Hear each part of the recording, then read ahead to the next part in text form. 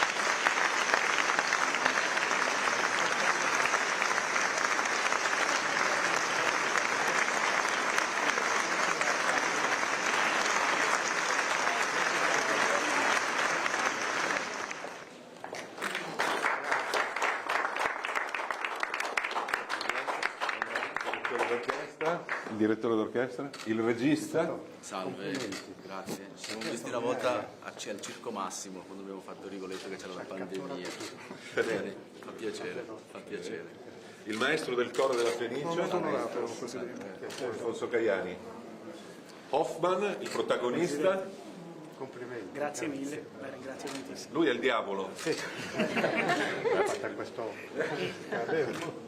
Lei non ha ancora cantato, è Antonia nel secondo atto, poi Giulietta nell'ultimo atto e questa è la bambola che ha appena visto. Piacere. Momenti straordinari, indimenticabili. Grazie. Ecco. E qui, Presidente, ci sono i nostri lavoratori. Roberto Baraldi è il primo violino. Complimenti. Sara. Complimenti. Grazie. E abbiamo anche artisti del coro.